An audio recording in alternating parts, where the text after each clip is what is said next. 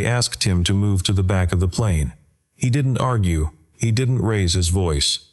He simply looked at his 6-year-old daughter, who was clutching a worn white stuffed rabbit, and watching her father with the kind of trust that only a child can carry so lightly, and he made a decision that had nothing to do with pride, and everything to do with what she would remember for the rest of her life. The man they were asking to move was Marcus Reed. He had spent 12 years trying to disappear quietly into ordinary life, packing school lunches, braiding hair badly, reading the same picture books until the spines cracked. He had not flown in years. He had not worn a uniform in longer. And the one thing he carried on to that transatlantic flight that no one could see, that no boarding pass or luggage tag could label, was the weight of a promise he had made to a woman who no longer existed anywhere except in the eyes of the little girl sitting beside him. Before any of that can be understood, you need to know what happened 38,000 feet over the Atlantic when the cockpit door opened. If you're watching this right now, drop a comment and let us know where you're tuning in from. Now let's get into the story. The red-eye from New York to London departed at 11:45 on a Thursday night in late October. The terminal had been quiet in that particular way of late-night airports. Families asleep across chairs, business people scrolling through phones, the hum of a cleaning machine somewhere down a corridor. Marcus and Amara had made the connection by 7 minutes. Their original flight from Seattle had been delayed by a mechanical issue, and by the time they reached the gate, almost everyone had already boarded.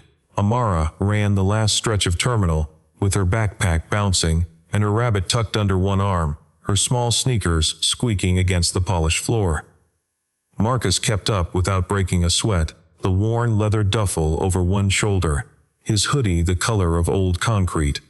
He had the long, unhurried stride of someone who had once been trained to move fast over difficult ground, and had never entirely unlearned it. They stepped through the jetway and into the first-class cabin. Amara stopped walking. The seats were wide and white, arranged in pairs and singles along the sides of the cabin. Each one had a small reading light, a folded blanket, a pillow in a paper sleeve. The lighting was dim and blue-toned, the kind designed to slow the body's clock. A few passengers looked up as the door opened. Most did not. "Daddy," Amara whispered, her head slowly turning as she took it all in. "Are the seats like beds?" Marcus glanced down at her. "Pretty close. Do we sleep in them?" "If you want to." She considered this with great seriousness, then nodded as if accepting a formal proposition. Marcus found their row, 2 seats near the front, a window and an adjacent aisle, and settled Amara into the window seat first, placing Snowy the rabbit in her lap, pulling out the seatbelt and clicking it across her small waist. He checked it twice. He always checked it twice. He stowed the duffel overhead and sat down beside her. The seat was wider than anything he had flown in since the military. He did not think about that. He focused instead on adjusting Amara's pillow, on tucking the blanket around her legs the way she preferred, on the specific logistics of making a 6-year-old comfortable in an unfamiliar space at midnight. This was the entirety of his world in that moment. It had been the entirety of his world for 4 years. He did not notice, right away, the shift in the cabin's atmosphere. A woman across the aisle glanced over the top of her eye mask and then looked away. A man 2 rows back lowered his newspaper slightly, his eyes moving from Amara's backpack to Marcus's hoodie to Marcus's face, and then he looked away too. An older woman near the galley partition let her gaze travel slowly down to Marcus's shoes, canvas, running shoes, washed many times, and then she adjusted her own reading light and opened her magazine. None of them said anything. They didn't have to. Marcus had been navigating these silences his entire life. The particular quality of a room adjusting itself around his presence. The way conversation softened when he entered. The way people arranged their bodies to suggest they were not looking at him, even when they were. He had learned to read it the way some people read weather, not with alarm, just with accuracy. You noted it, filed it, kept moving. But Amara, at 6 years old, had not yet built that interior catalog. She felt the shift without understanding it. She hugged Snowy a little tighter, leaned slightly toward her father's arm. "Daddy," she said quietly, "why are people looking at us like that?" He did not hesitate. "Because you've got the best jacket in this whole plane. They're jealous." She looked down at her purple zip-up, with the small stars on the sleeves, clearly determining whether this explanation held up. Then she smiled, tucked her chin towards Snowy's ear, and said nothing more. The man with the newspaper was named Richard Langford. He was 61 years old, and he had flown first class on this route more times than he could count. He had a house in the Hamptons and an apartment in Mayfair, and a third property he referred to as the Aspen Place, without any particular attachment. He was not a cruel man in the sense that most people would use that word.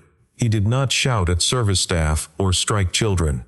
He simply inhabited a very specific and very comfortable belief that the world had a correct arrangement, and that he was quite skilled at detecting when something was out of place within it. He pressed the call button. Claire Monroe arrived in under a minute. She was the lead cabin attendant on this flight, 42 years old, precise in her movements, trained to anticipate before being asked. She had worked long haul for 19 years, and had developed, over that time, the particular professional gift of making things invisible. Discomfort, conflict, the gap between what a passenger wanted and what the airline could provide. Richard spoke pleasantly. That was the thing about him. He always spoke pleasantly. "I don't want to cause any trouble," he said, folding the newspaper across his knee. "But I want to make sure these two are in the right section. I've been on this route a long time. First class has a certain..." He paused, as if searching for the exact right word, one that would carry the meaning without carrying the liability. "Standard." Claire smiled the way she was trained to smile. "Let me check, Mr. Langford." She walked to Marcus. Amara was watching now, her eyes moving between the attendant and her father, with the careful attention of a child, who senses that something important is happening, but cannot yet name it. "I'm sorry to bother you," Claire said. "Could I see your boarding passes?" Marcus looked at her. He understood precisely what was happening, and the understanding settled into him without drama. He reached into the front pocket of his hoodie and handed her 2 boarding passes. She examined them, both genuine, both first class, both confirmed. She returned them with a smile and walked back to Richard. She told him quietly that the boarding passes were valid. Richard made a small sound that was not quite a word and picked up his newspaper. But he did not actually read it. He looked over the top of it at Marcus for a long moment, and then he said, loudly enough that it carried, "Having a valid ticket isn't quite the same as fitting the space, is it? I'm not talking about regulations. I'm talking about..." He made a small gesture with one hand, a gesture that was meant to encompass everything. The hoodie, the duffel bag, the worn shoes, the 6-year-old with the stuffed rabbit. Environment. Claire stood very still. The cabin was not loud, but it was not silent. A few passengers had stopped pretending not to listen. Marcus did not look at Richard. He looked at Amara, who had gone very quiet. Then he did look at Richard. "You can dislike me," Marcus said. His voice was level the way still water is level, not still because nothing moves beneath it, but still by choice. "That's your right. But don't make my daughter think she doesn't belong somewhere she was invited."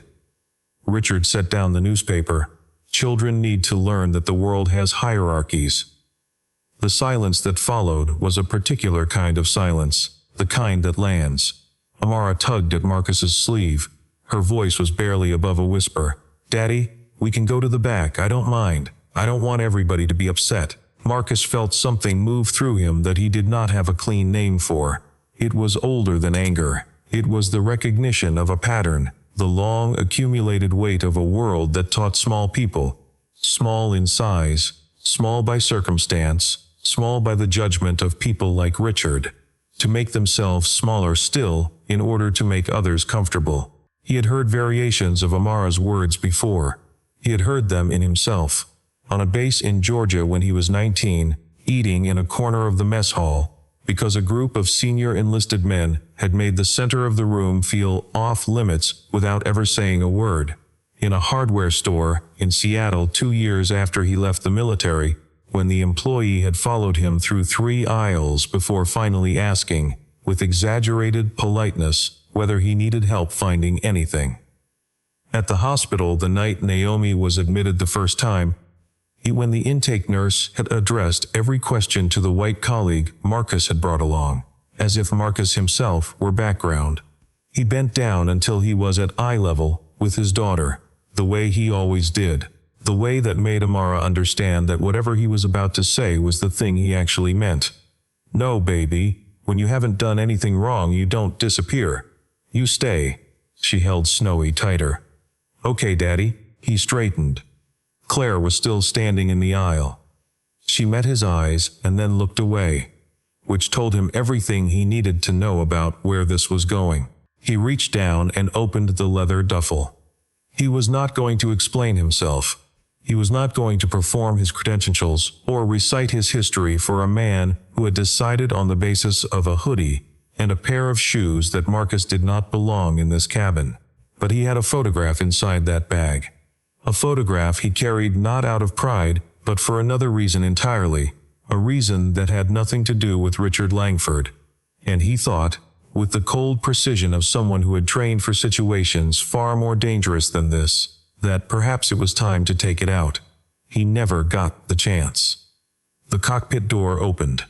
The man who stepped through it was tall, white-haired at the temples, wearing 4 stripes on his epaulets. He had the deliberate, unhurried bearing of someone who had spent 30 years in the air and had long since stopped being impressed by anything a plane could do. He had come to the cabin because the intercom had reached him with a vague report of a passenger situation in first class, and because he believed, as a matter of principle, that the captain's presence sometimes resolved things that words could not. Captain William Hayes took 3 steps into the cabin. He saw Marcus. He stopped. Everything about him stopped. His stride, his expression, the professional composure he wore as automatically as his uniform. His face did something that faces rarely do in public. It opened. Not in shock exactly. In recognition. The kind that bypasses everything practiced and reaches something underneath. "Marcus," he said. 1 word. The name carried 12 years in it. Marcus looked at him without moving. "Captain Hayes." Claire looked from one man to the other. Richard lowered his newspaper all the way. A young woman in the seat across the aisle, Elena Voss, 34 years old, a consultant flying to London for a client meeting, had been watching the entire situation with the careful neutrality of someone who was aware she should speak and had not yet found the courage. She watched the captain's face and understood immediately that the calibration of this cabin had just shifted entirely. Hayes walked forward. He stopped at Marcus's row. He looked at Amara, who was looking back at him with wide, serious eyes. "She has her mother's eyes," Hayes said quietly, more to himself than to Marcus. Then he looked at Marcus again. "Is this Amara?" Marcus said. "She's 6. Hayes crouched down to Amara's level. He had grandchildren. He knew how to make himself small for children. "Hi, Amara. I'm Captain Hayes. I fly this airplane." "The whole airplane?" Amara said. "The whole airplane." She considered this. "That's a big job." "It is," he agreed. He glanced up at Marcus and then back at the girl. "I want you to know something. I don't know if your dad has told you much about who he is, but your father is the reason I got to come home to my family 12 years ago. He's the reason I'm still here." Amara looked at her father. Marcus was looking at the floor of the aisle. His jaw was set. "Captain," he began. "No," Hayes said. He stood. His voice had changed. It was quiet, but it carried the weight of someone who had decided. "I've had 12 years to say this. You're not cutting me off on a transatlantic flight." He turned to the cabin. He did not raise his voice. He did not need to. 12 years ago, Hayes said, I was flying a support mission over a forward operating zone when my helicopter went down. Mechanical failure compounded by a sandstorm. The aircraft was on fire. My right leg was pinned under the instrument panel. My crew had already evacuated. The standing order to my rescue team was to pull back. The fuel line was compromised, and the risk of secondary explosion was too high. The cabin was absolutely still. One person didn't pull back. A parascuman. Air Force Special Operations. He came into that fire without hesitation. He worked for 11 minutes in a burning helicopter. 11 minutes, and he got me out. Hayes paused. I spent 4 months in rehabilitation. I went back to flying. I've had 12 more years with my wife, and 3 grandchildren I would never have held if not for that man. He looked directly at Marcus. He's sitting in seat 3A, in a gray hoodie with his 6-year-old daughter. And someone in this cabin questioned whether he belonged here. The silence after that was the loudest thing in the room.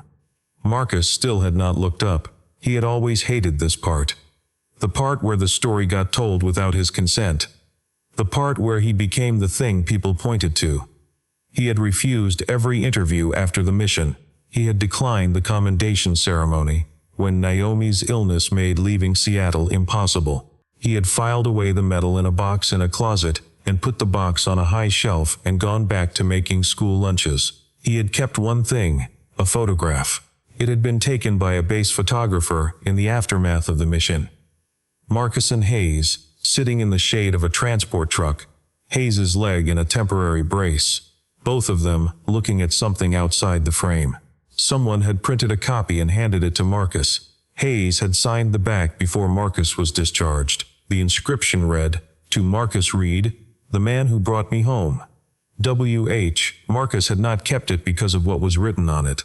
He had kept it because on the nights after Naomi died, when Amara was asleep, and the house was completely quiet, and the silence had a weight he could feel against his chest, he would take the photograph out and hold it in both hands, not to feel heroic, to remember that once, when everything had seemed impossible, he had gone forward anyway, that this was something he was capable of, that he had done it before, he was capable of it still. He pulled the photograph from the duffel now, not to show anyone, he simply held it. Claire Monroe had not moved from the position she'd been standing in when the captain stepped through the cockpit door. She had watched all of it, the recognition, the crouching by Amara's seat, the quiet recounting, with the specific quality of attention that comes when you have just understood something about yourself that you would have preferred not to know. She had not intended to discriminate against anyone. She wanted to be clear about that, at least to herself. She had examined the boarding passes. She had confirmed the seats were valid. She had tried to navigate the complaint with minimum disruption to all parties. That was her job. She was good at her job. But she had asked a man in a valid first-class seat whether he and his daughter would be more comfortable somewhere else.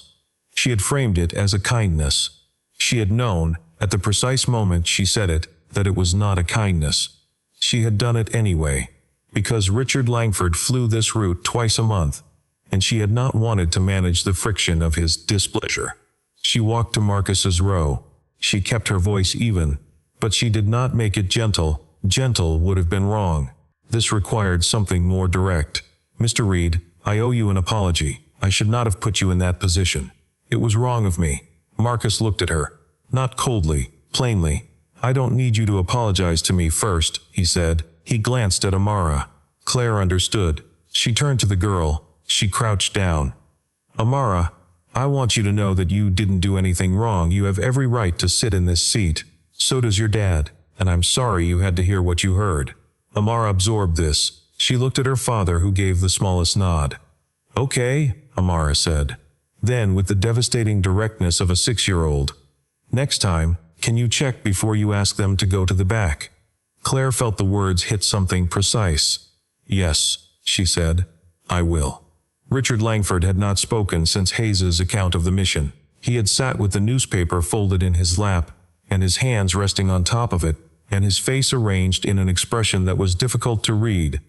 Not shame exactly, and not defiance either. Something in between, something in the process of adjusting.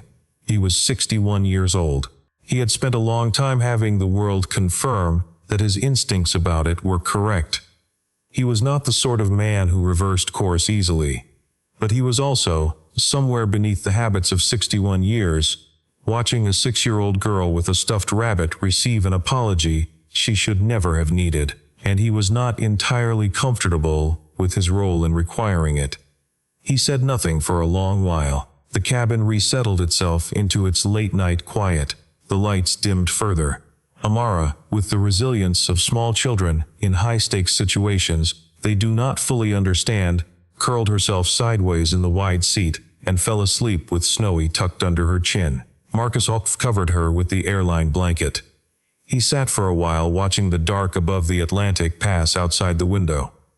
Elena Voss, from her seat across the aisle, spoke quietly. "He paid for his seat," she said. She was not speaking to anyone in particular. She was simply stating a fact that had needed stating for the better part of an hour. That should have been enough from the start. Marcus looked at her. He nodded once. She nodded back. Then, an hour into the flight, everything changed again.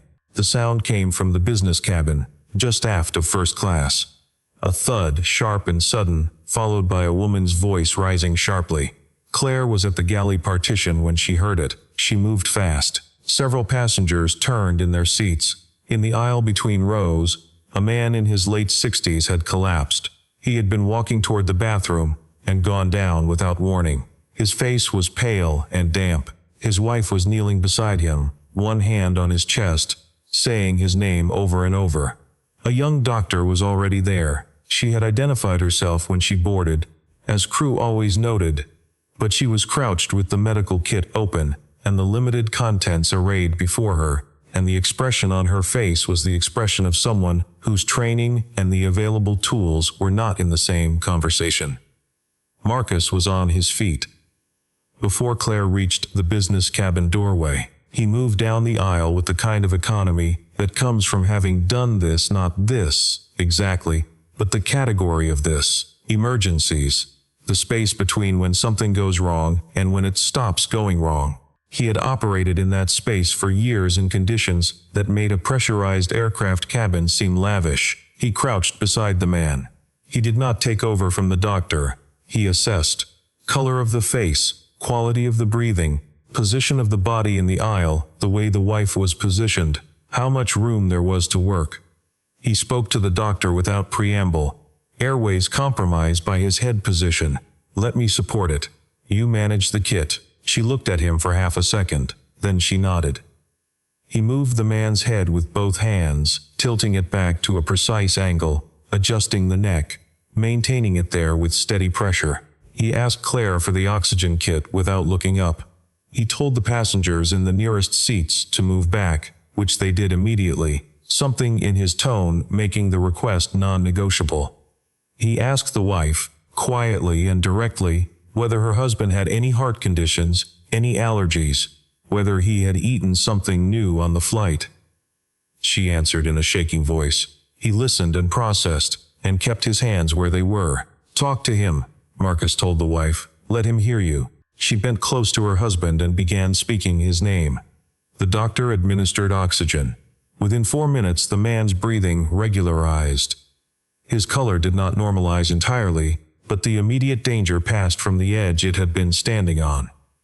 Richard Langford sat in row 2 of first class, and watched all of this through the gap in the cabin partition. He had not moved when the commotion began. He watched Marcus work, the steadiness, the economy, the complete absence of performance or hesitation, and something in his chest went quiet in a way it had not been quiet in a long time. The man on the floor was named Gerald Whitmore. Richard knew him, not closely, but from the same approximate world, investment circles, charitable boards, the geography of wealthy men who crossed paths at dinners and on flights. Richard watched Marcus hold Gerald Whitmore's airway open with the same hands that Richard had not wanted near him in first class. He did not have the words for what he felt. He might not have found them even given more time, but he felt them. The doctor straightened up. She looked at Marcus. "If you hadn't corrected the head position when you did, we'd be looking at a very different situation." Marcus wiped his hands on his jeans. "You're the doctor. I just helped."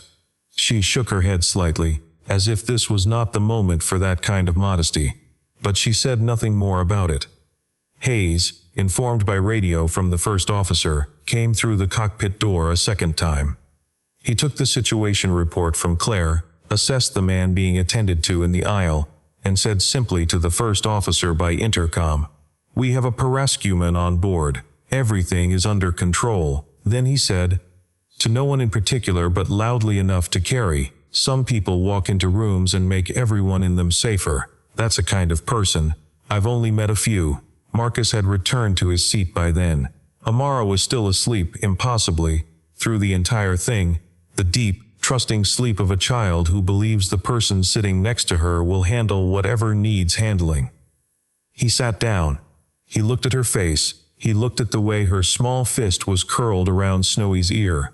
Richard appeared at the row. He stood there for a moment. Marcus looked up. "My associate Gerald," Richard said. "That was..." He stopped, started again. "I'm glad you were here." Marcus did not respond immediately.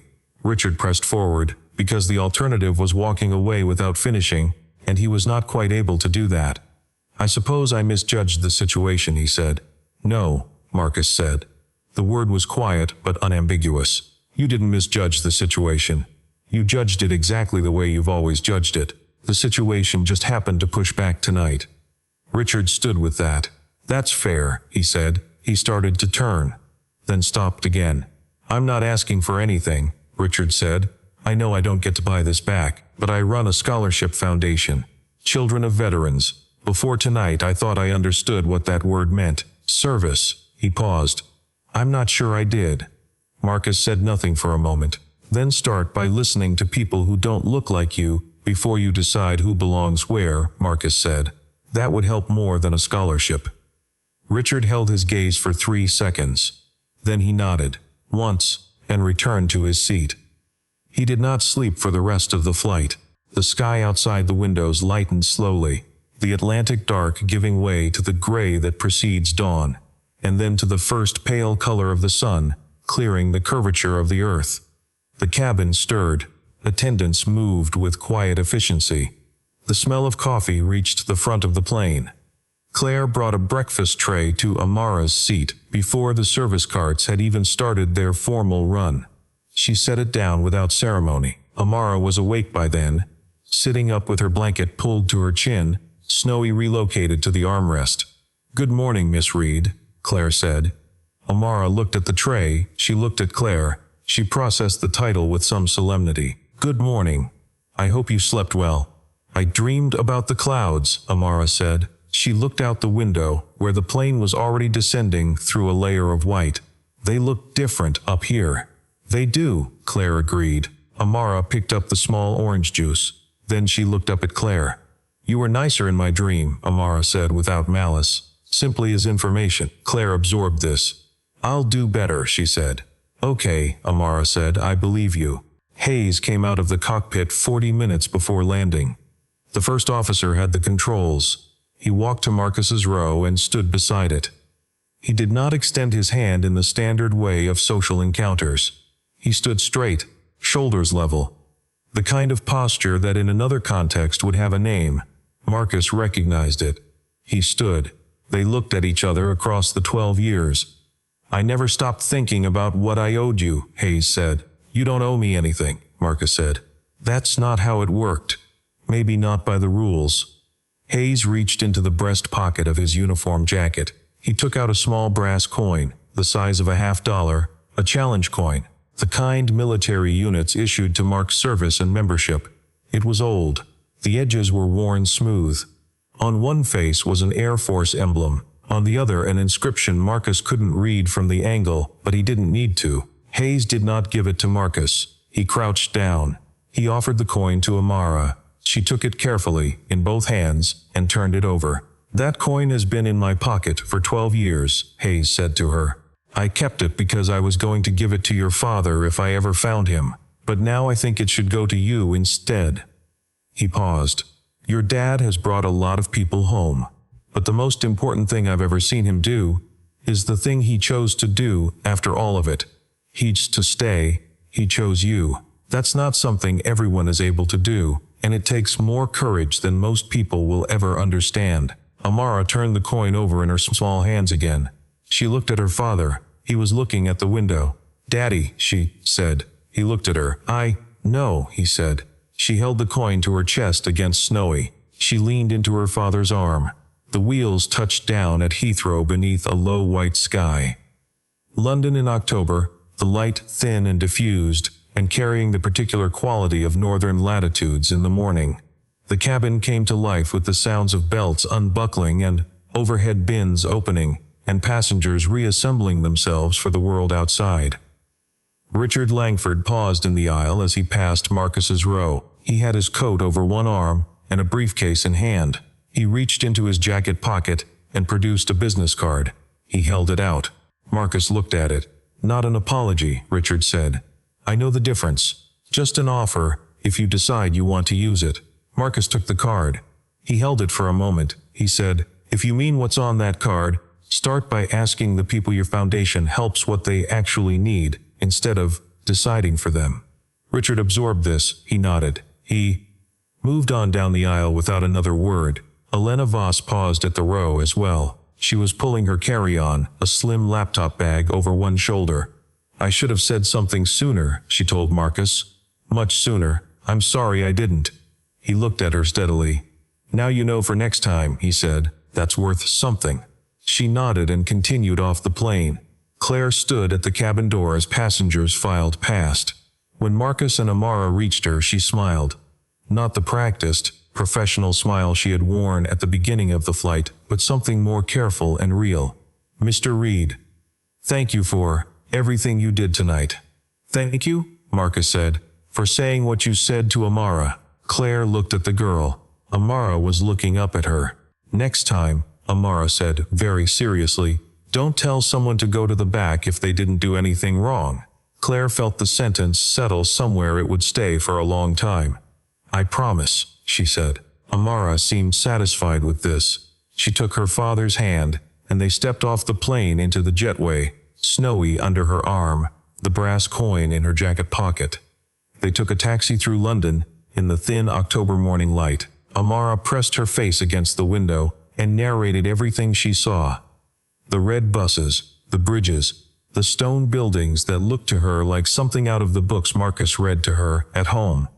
He let her talk. He watched the city pass and said, "Yes, and look at that, and tell me what you think that building is for."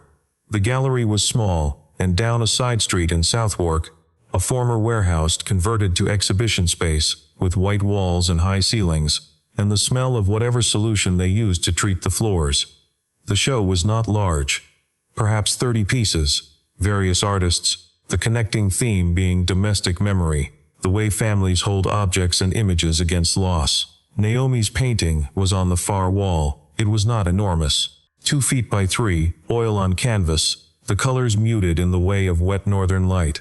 In the painting, a man carried a small child through rain. You could not see their faces clearly. That had been intentional, Naomi had told Marcus once, because she wanted the people looking at it to find their own faces there. In the distance behind them, through the rain, a window was lit. A single warm light in a great deal of gray and wet and dark.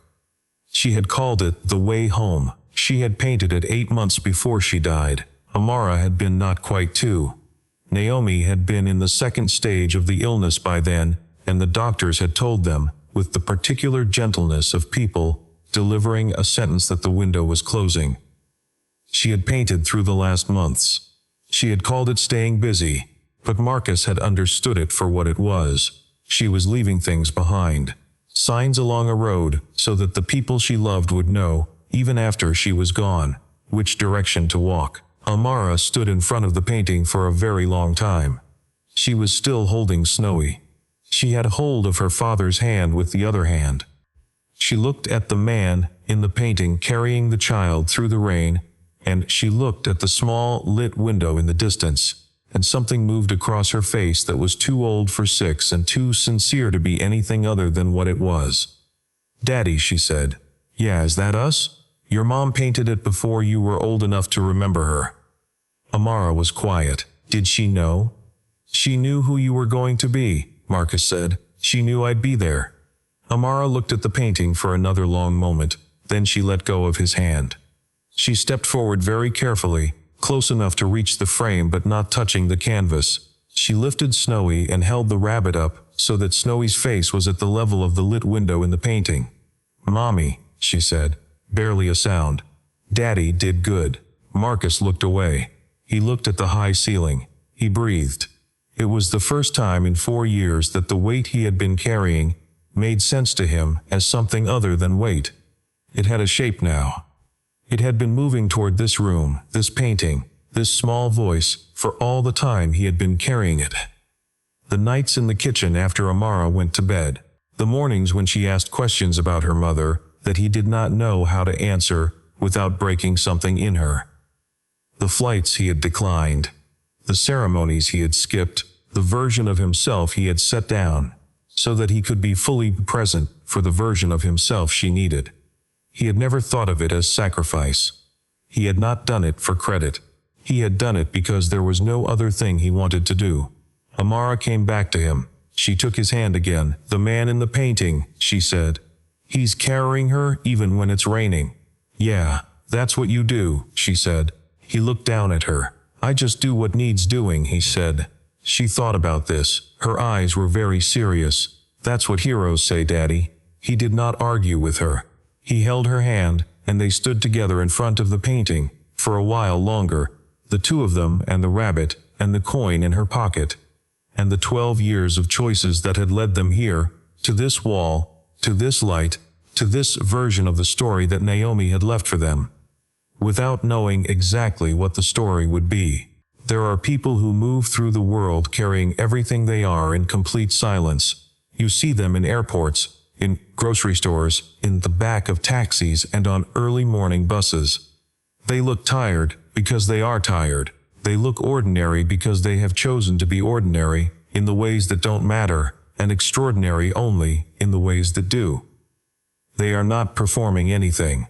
They are not waiting to be recognized. They are simply doing the next thing that needs to be done, for reasons that don't require an audience. Sometimes the world mistakes their silence for emptiness, mistakes their restraint for absence of depth, looks at the hoodie and the worn shoes and the battered duffel, and decides, in the half-second it takes for a prejudice to complete itself, that the person wearing those things does not belong in the space they are occupying. It takes something. A cockpit door opening, a man going down in an aisle, a 6-year-old asking her father a question he answers with complete honesty, for the world to remember what it already knew but had chosen to forget. Marcus Reed did not need a first-class cabin to confirm his value. He did not need Captain Hayes's account of a burning helicopter, or Richard Langford's business card, or Claire Monroe's apology, or Elena Voss's belated courage. He had known who he was every minute of that flight, and the minute before it, and the 12 years before that. The only thing that had mattered to him, from the moment they boarded to the moment they stood in that gallery in Southwark, was that his daughter not learn too early that the world sometimes expects small people to make themselves smaller. And when Amara walked out of the gallery that October morning with her head up, and the challenge coin warm in her pocket, and Snowy tucked under her arm, she was not walking out with the knowledge that her father was a hero in the way that word gets used carelessly. She was walking out knowing something more durable than that. She was walking out knowing that her father had always chosen her, that he had walked into fire for a stranger and then walked back home and stayed, that when someone had tried to make her feel like she did not belong, her father had looked her in the eye and told her the truth. When you have done nothing wrong, you do not disappear. You stay. That is not a small thing to know when you are 6 years old. It is not a small thing to know at any age.